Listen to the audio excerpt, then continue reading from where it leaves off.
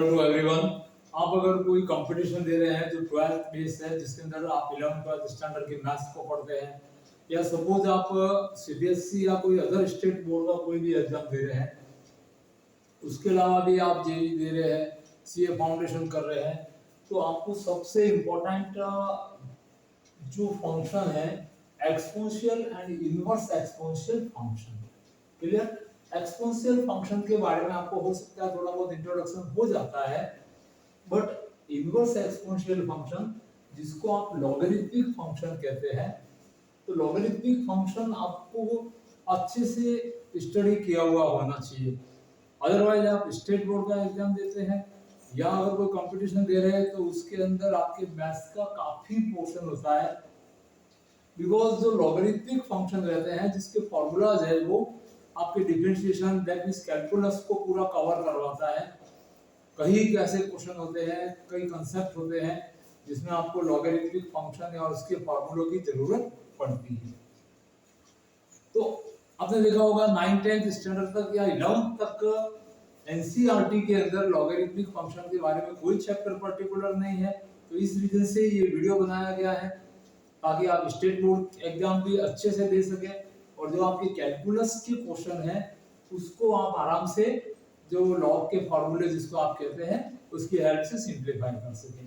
तो देखिए inverse exponential function that means logarithmic function को पढ़ने से पहले आपको पहले एक्सपोनेंशियल फंक्शन की जानकारी होना चाहिए। तो अपन यहाँ पे पहले देख रहे हैं कि what is the exponential function.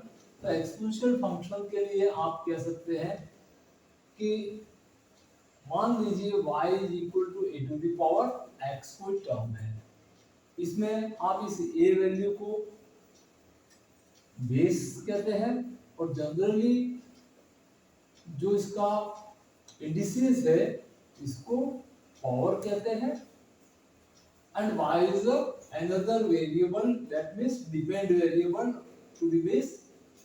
a base पे जो x वेरिएबल है इसके ऊपर y होती है वो डिपेंड वेरिएबल आप उसको कह सकते हैं।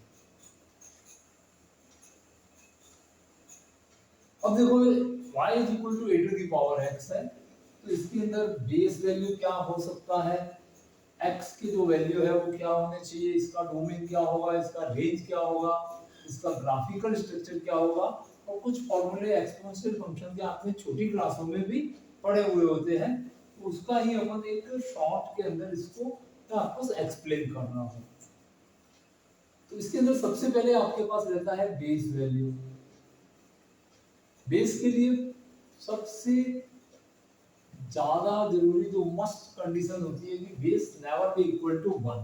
दैट मींस ये बेस वैल्यू आप 1 यहाँ पे नहीं ले सकते, या तो आपके पास में बेस होगा वो मोर देन 1 होगा, या फिर आपकी जो बेस वैल्यू होगा वो लेस 1 होगा बट मोर देन 0 रहेगा। दैट मींस पॉजिटिव बेस के लिए एक्सपोनेंशियल और लॉगरिथमिक फंक्शन को स्टडी किया जाता है। अब इसके अंदर आप देखते हैं कि suppose a is more than 1 है, दैट मींस यहाँ का जो बेस का वैल्यू है वो मोर देन 1 है। तो लेट आपने मान लिया a के वैल्यूज है, कुछ अपन वैल्यूज ले लेते हैं 2 3 4 5 एंड सो ऑन। ये सभी वैल्यू जो है मोर देन 1 है। अब यहाँ पे अपन इनके ऊपर कोई भी पावर, अपन सपोज x का वैल्यू कोई पॉजिटिव पावर लगाते हैं, तो यहां से आप देखते हैं कि अगर x is more than 1 power के लिए 2 की पावर x, 3 की पावर x, 4 की पावर x एंड 5 की पावर x, इसमें क्या रिलेशनशिप रहेगी। तो देखिए यहाँ पे आपका जो बेस है वो 1 से बड़ा है, दैट मींस 2 3 4 5, यहाँ पे बेस वैल्यू, ये जो बेस है यहाँ पे 1 से बड़ा वैल्यू है, और x भी अगर 1 से बड़ा वैल्यू होगा, कोई भी वैल्यू होगा अगर x 1 से बड़ा वैल्यू, जैसे मान लीजिए आप x यहाँ पे 2 रखते हैं, तो 2 की पावर 2, 3 की पावर 2, 4 की पावर 2 एंड 5 की पावर 2, तो उस समय 2 की power is less than 3 raise to x, is less than 4 की power x and is less than 5 की पावर x। इस तरह से आप कह सकते हैं कि 2x is less than 3x, 4x and 5x. That means ये जो फंक्शन है इसका आप ग्राफिकल स्ट्रक्चर देखते हैं तो इसका ग्राफ आपको इस तरह से मिल सकता है। जब आप x to the power x की वैल्यू आप 0 रखते हैं तो x कोऑर्डिनेट जब 0 होता है दैट मींस वहां पे आपके पास में y ऑलवेज क्या रहेगा, जब when x is equal to 0 then y is equal to any base पे a की power 0 and is equal to क्या रहता है 1.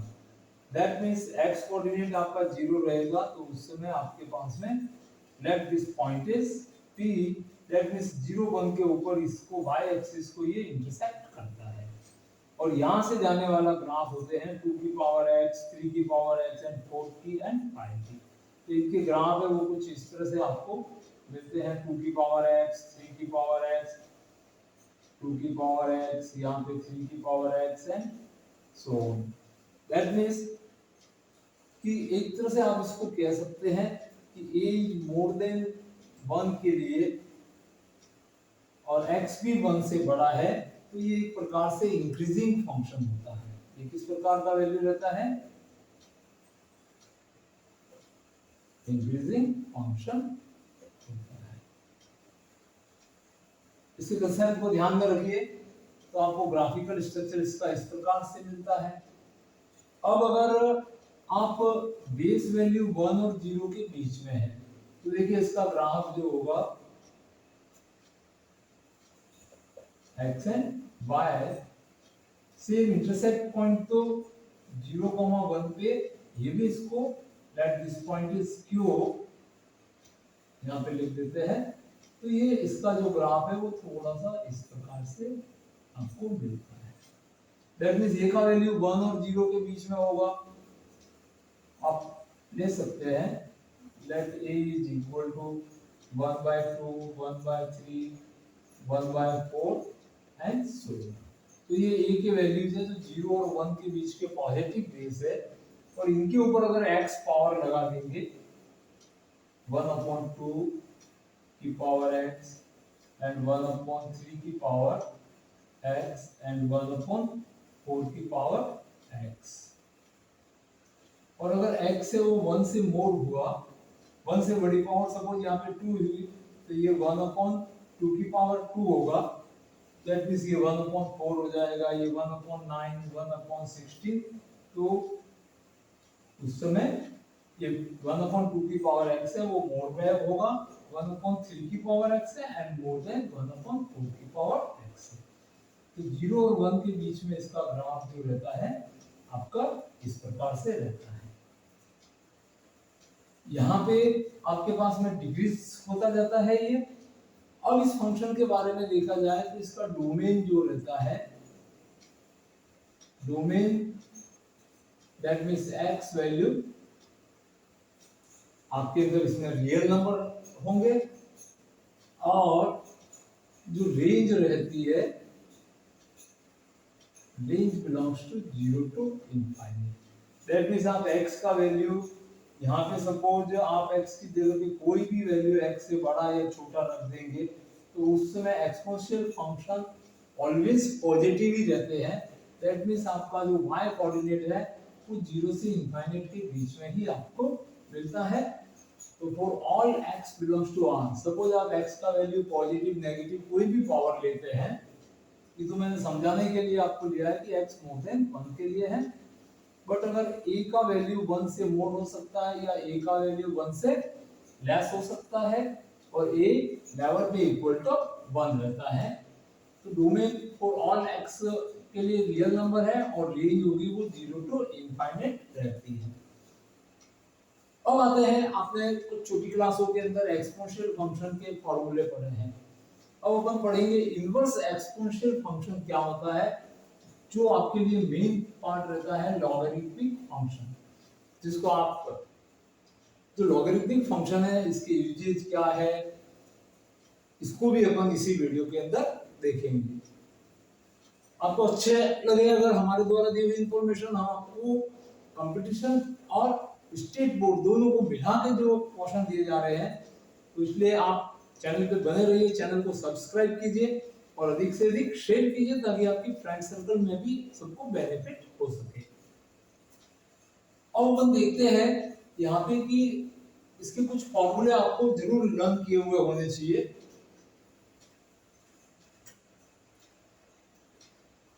तो एक्सपोनेंट्स रिलेटेड फॉर्मूले जनरली आपने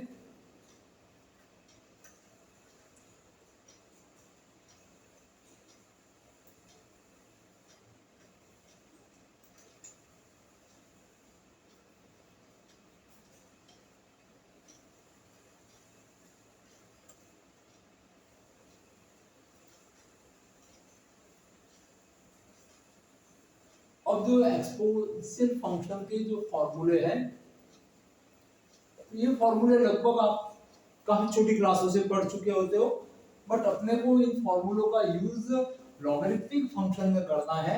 इसलिए मैं आपको एक बार वापस रिकैप बता देता हूँ कि जैसे आपने यहाँ पे फर्स्ट फॉर्मूला आप पढ़ते हो कि एनी बेस पे अगर किसी भी बेस पे 0 पावर रहती है तो उसका वैल्यू ऑलवेज क्या रहता है, 1 रहता है।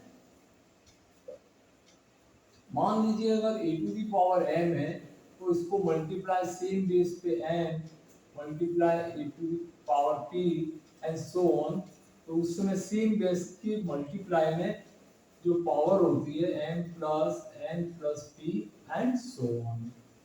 नेक्स्ट फॉर्मूला रहता है a raise to m upon a raise to n is equal to a raise to m minus n, और इसको ऐसे भी लिख सकते हैं 1 upon a raise to n minus n। अपने रिक्वायरमेंट के अकॉर्डिंग आप इसको दोनों में से किसी भी फॉर्म को काम में ले सकते हैं। That means a raise to negative m reciprocal हो गए a रेज़ टू ये पॉजिटिव m में बदल सकती है, और उसके अलावा किसी सेम बेस पे पावर है और उसके ऊपर होल पावर n और है, तो दोनों पावर का जो रिलेशन रहता है प्रोडक्ट का रिलेशन रहता है। इसी प्रकार से आप और देख सकते हैं इसके अंदर।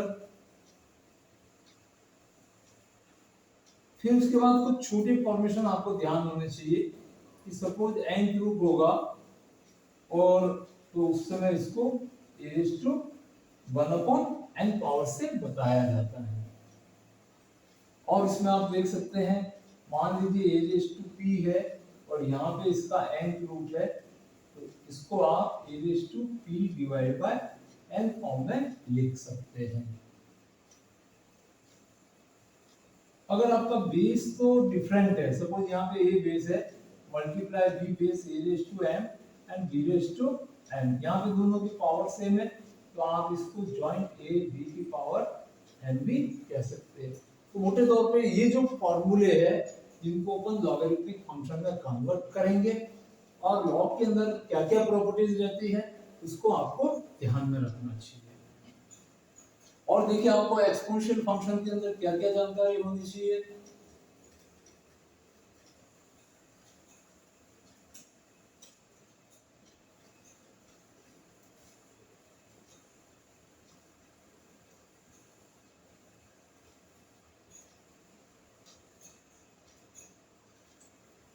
यस, मैंने आपको बताया था कि सबसे इंपॉर्टेंट पार्ट आपका बेस रहता है।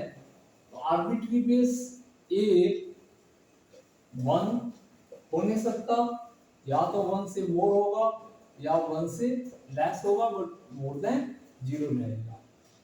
अगर आप थोड़ा एडवांस लेवल पे मैथ्स पढ़ते हैं तो वहां पे कोई condition limiting position, that means उसके अंदर जब आप लिमिट कांसेप्ट के अकॉर्डिंग यूज करते हैं तो कभी अपने को एज्यूम में बेस वैल्यू को भी नेगेटिव ले जाना पड़ सकता है। वो पर्टिकुलर कंडीशन एक स्पेसिफाइड केसेस होते हैं जो एडवांस लेवल पे जब मैथ्स को स्टडी किया जाता है।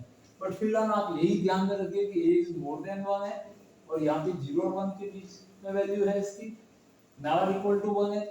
उसके अलावा बेस का मैं आपको कुछ और इंट्रोडक्शन देता हूँ। अपना नंबर सिस्टम है उसके अंदर बेस वैल्यू 10 बेस पे कैलकुलेशन होते हैं, और उसके बाद नेपोलियन जो बेस होता है,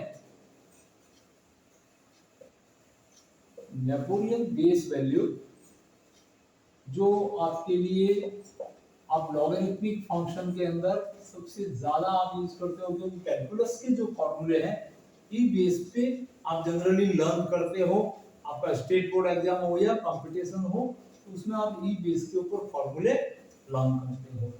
देन व्हाट इज ई? ई जो है इसके बारे में अपन पढ़ते हैं, एक्सपोनेंट्स को बताता है ई।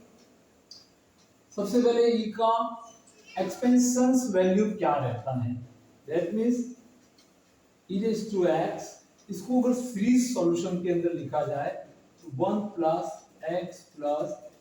x square divide by 2 factorial plus x cube upon 3 factorial and so on up to infinite terms रहती है। ये e की पावर x का एक्सपेंडिंग वैल्यू है।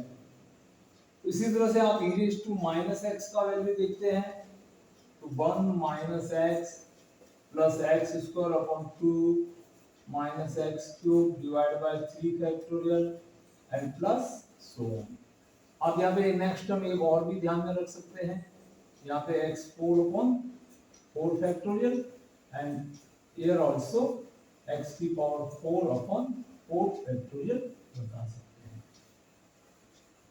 अब यहाँ से इन दोनों को अगर ऐड कर दिया जाए तो e raised to x plus e raised to minus x is equal to, इन दोनों सीरीजों को आप अगर ऐड करेंगे तो देखो आपके पास 1 and 1 ट्वाइस हो जाएगा, x कैंसिल हो जाएगा, x क्यूब दैट मींस जो ऑड टर्म्स है वो सब कैंसिल हो जाते हैं, ओनली इवन टर्म्स है वो ट्वाइस हो जाती है, that means 2 times of 1 plus x square upon 2 factorial plus x की power 4 upon 4 factorial and so on.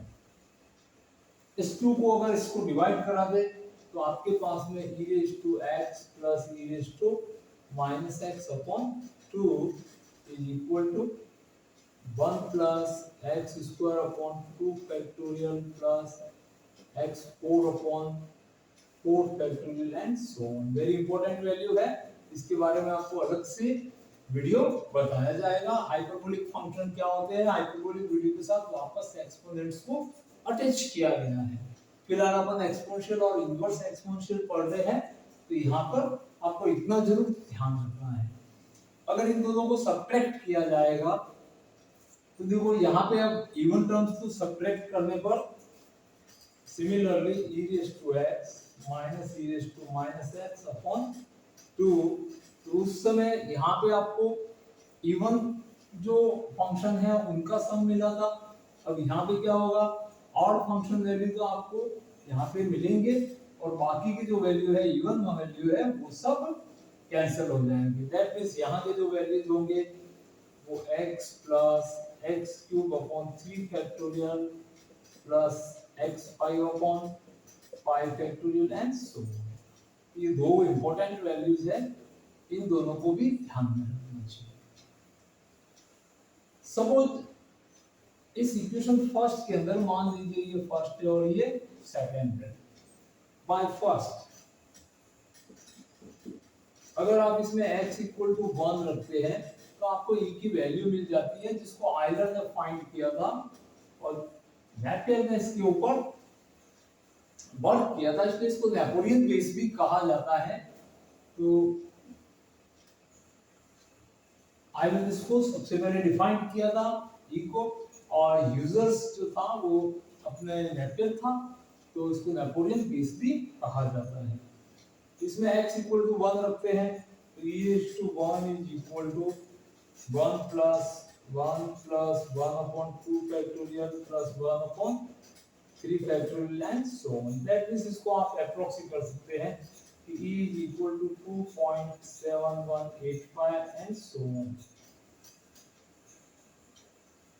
That means e lies between 3 and 2 and e is a irrational number. E कैसा number माना जाता है, irrational number. तो irrational number होता है ई जिसको आपका नेचुरल लॉग के अंदर बेस लिया जाता है। अब बनाते हैं लॉगरिथमिक फंक्शन के ऊपर। लॉगरिथमिक फंक्शन के अंदर क्या क्या प्रॉपर्टीज है, लॉगरिथमिक फंक्शन क्या होते हैं, तो वेरी सिंपल वे में आपको बता दिया जा रहा है।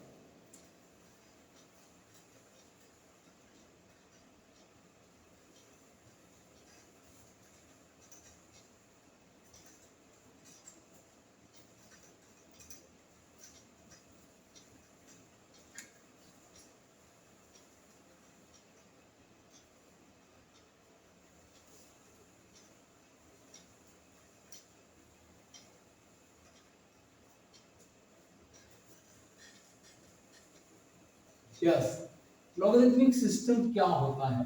तो देखिए लॉगरिथमिक फंक्शन को जानने के लिए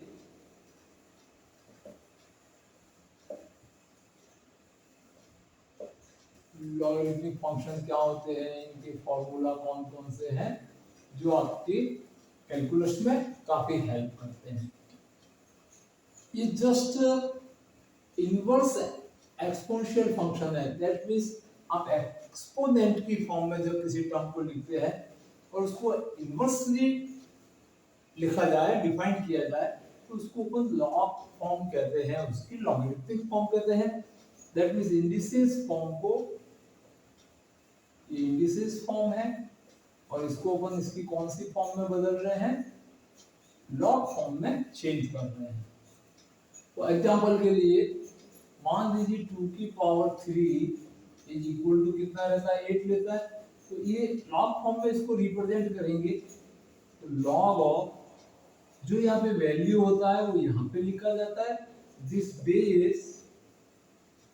बेस को यहाँ पे थोड़ा नीचे की तरफ लिखा जाता है, और जो इसका एक्सपोनेंट्स वैल्यू है जिसको आप पावर कहते हैं उसको राइट हैंड साइड में लिखा जाता है।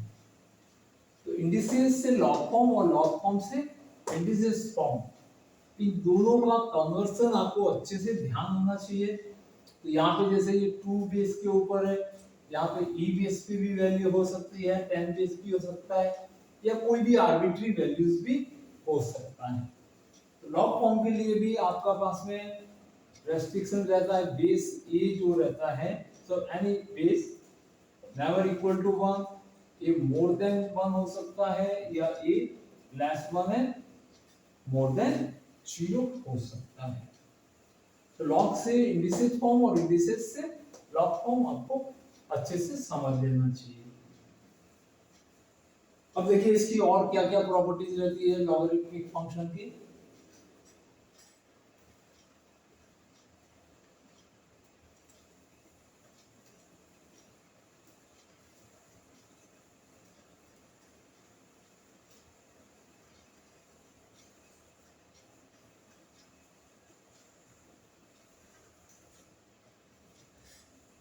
तो लॉगरिथमिक फंक्शन के लिए आपको कुछ फॉर्मूले में बता रहा हूं कि अगर कोई भी बेस हो, मान लीजिए लॉग के अंदर किसी बेस ए के ऊपर यहाँ पर m into n into p into बहुत सारी टर्म का प्रोडक्ट है, दैट मीन्स लॉन्ग मल्टीपल, और इसका जो यूजेज भी लिख सकते हो कि लॉग के यूज क्या क्या है। और विशेषकर आप कैलकुलस में जब आप क्वेश्चन करते हैं, जब आप डिफरेंशिएशन पढ़ रहे होते हैं, या लॉग के अंदर जब आप अलजेब्रा के अंदर जो कॉम्प्लिकेटेड टर्म है उनको सिंपलेस्ट फॉर्म में लाने के लिए भी लॉग का यूज किया जाता है।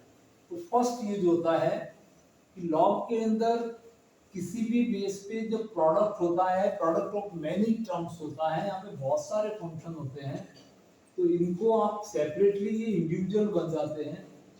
log of m to the base a plus log of n to the base a plus log of p to the base a and so on. That means जो प्रोडक्ट होता है वो सम में बदल सकता है, बट आप इसका अर्थ ये मत लेना कि log of m into n into p and so on for any base a is never be equal to log of m plus n plus p and so on. इसका अर्थ ये नहीं है कि log में m plus n plus p करना है, log m plus log n plus log p। इस तरह से ये फॉर्मूला रहता है, इसको ध्यान में रखना चाहिए। आप प्रूव करना चाहो तो इसको प्रूव करके भी एक्सपोनेंट के फॉर्मूले से इसको प्रूव भी कर सकते हैं। सेकंड जो इंपॉर्टेंट फॉर्मूला रहता है log of m upon n to the base a, तो इसमें अगर p upon q में फ्रैक्शन रहती है, डिवाइडेशन है एक प्रकार का, तो इसको आप log of m to the base a minus log of n से बता सकते हैं। थर्ड फॉर्मूला जो आपके लिए log का होता है सबसे इंपॉर्टेंट, log of m की पावर n, तो जब वैल्यू पे पावर होगा तो तो ये इसका मल्टीपल बन जाता है, that means n log of m and base value same रहती है, जो गिवन बेस है वो का वो एक बेस रहता है। इसी प्रकार से फोर्थ फॉर्मूला जो रहता है, सपोज बेस के ऊपर भी पावर हो, log of a raised to p and ये आपका पूरा बेस वैल्यू है and m raised to n, यहाँ तो n तो एसएम रहेगा n log m to the base a, और जो बेस की पावर p है वो डिवाइजर ऑफ द टर्म बन जाती है। इंपॉर्टेंट फॉर्मूला है, इसको भी आपको ध्यान में रखना चाहिए। उसके अलावा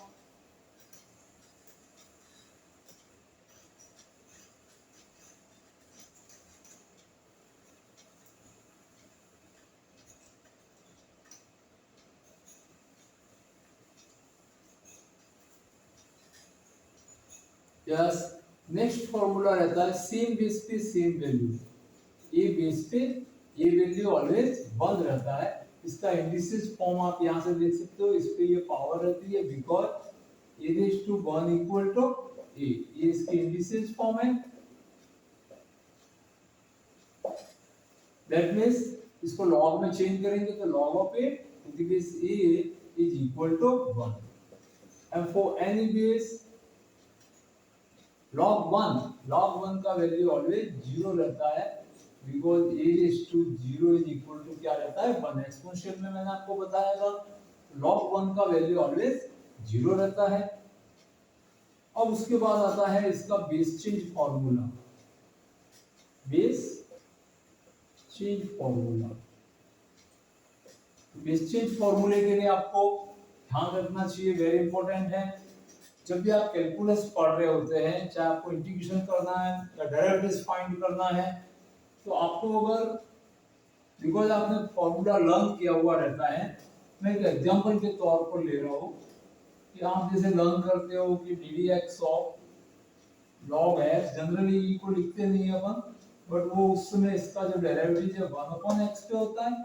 बट अगर यहाँ पे a की जगह पे कभी कोई आर्बिट्री बेस a आ गया या कोई भी एनी नंबर्स आ गया, जैसे सपोज मान लीजिए 2 3 एनी बेस, यहाँ पे एनी नंबर आ गया आर्बिट्री, तो उस समय आपको बेस को पहले चेंज करना है, x अपने e बेस के अंदर लाना है।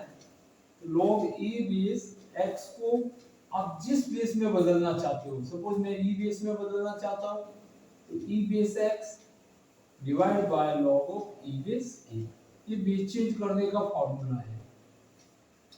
सपोज आपके पास में गिवन वैल्यू है a बेस पे x वैल्यू, और आप इसको tan बेस ले जाना चाहते हो तो tan बेस जो न्यू बेस है वो यहाँ का बेस बन जाएगा, वैल्यू एसएम रहेगी, और log ऑफ जो नया बेस है उस पे पुराना बेस है वो वैल्यू बन जाएगा।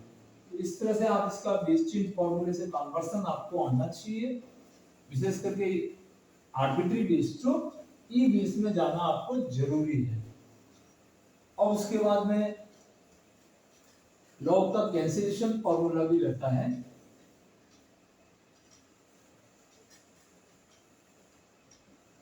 मान लीजिए a की पावर, यहाँ पे भी कोई लॉगरिथमिक फंक्शन है एनी वैल्यू x के लिए, बट यहाँ का बेस भी क्या है, जो यहाँ का फर्स्ट प्राइमरी बेस जो है ये बेस a है, और यहाँ का बेस वैल्यू भी क्या है, जो लॉगरिथमिक फंक्शन है उसका बेस भी a है और यहाँ का बेस भी a है। तो ये कैंसिलेशन माना जाता है, मतलब रिजेक्शन हो जाता है, तो उस समय आपके पास में क्या बचता है on the x. Very important formula है ये भी। तो इस तरह से जो लॉग के फॉर्मूले मैंने आपको बताए हैं, ये आपको कैलकुलस के लिए हेल्प करते हैं। कॉम्प्लिकेटेड फंक्शन को यूजी बना देता है लॉग, बहुत ही कॉम्प्लिकेटेड टर्म्स लिखी हुई है उसको सिंपलेस्ट फॉर्म में ला सकता है, लॉन्ग मल्टीपल को इंडिविजुअल बदल सकता है, p अपॉन q फॉर्म को log p minus log q में चेंज कर सकता है। इन फॉर्मूलों की हेल्प से आप कैलकुलस के क्वेश्चन आराम से कर सकते हैं। बिना लॉग के आप कैलकुलस के अंदर कुछ भी नहीं कर पाओगे।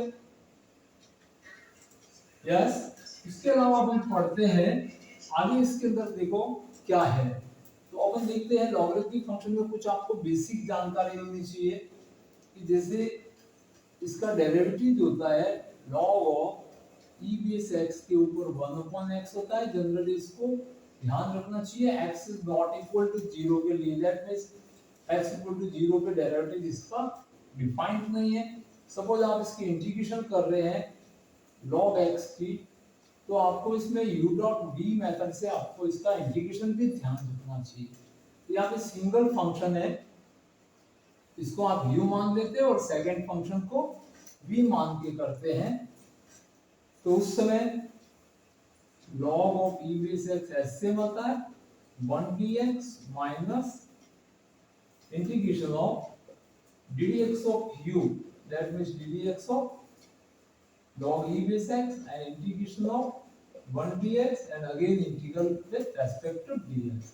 Then integral of 1 is equal to x log ex and minus ddx of log x is 1 upon x and 1 का इंटीग्रल है वो again x मिल जाता है dx and after that इसको लर्न ही रखना चाहिए आपको, वेरी इंपॉर्टेंट फार्मूला है एक तरह से ये, और 1 का integral x plus c, that means integration of log e base x dx is equal to x is common, then log of e base x minus 1 plus c, और आप 1 को आप लिख सकते हैं और इसको एक्सटेंड करना चाहे तो log of e base x dx is equal to x multiply log of e base x, और जो ये माइनस का यहाँ पे 1 है इसको आप log e बेस पे e वैल्यू कह सकते हैं and plus constant is c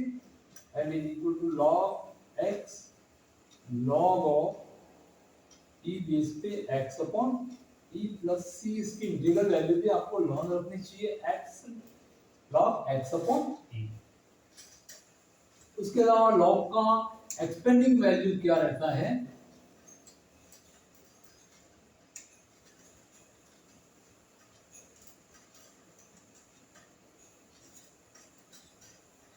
yes तो log के दो इंपॉर्टेंट एक्सपेंडिंग वैल्यू है वो आपको ध्यान होना चाहिए। log of 1 plus x equal to x minus x square upon 2 minus x cube upon 3 minus x 4 upon 4 and so on, and log of 1 minus x is minus x plus x square upon 2 plus x cube upon 3 plus x 4 upon 4 and so on. ये दोनों इसके expanding value है, ये भी आपको अच्छे से ध्यान में रखना चाहिए। तो इस तरह से देखिए हमारे द्वारा ये जो चैप्टर जो वीडियो बनाया गया है इसका मेन इंटेंशन था कि लॉग के फॉर्मूले से आपका परिचय करवाना और जिससे आप कैलकुलस के क्वेश्चन या और भी जो कांसेप्ट है जो कॉम्प्लिकेटेड टर्म्स होती है उनको इजी बना सके।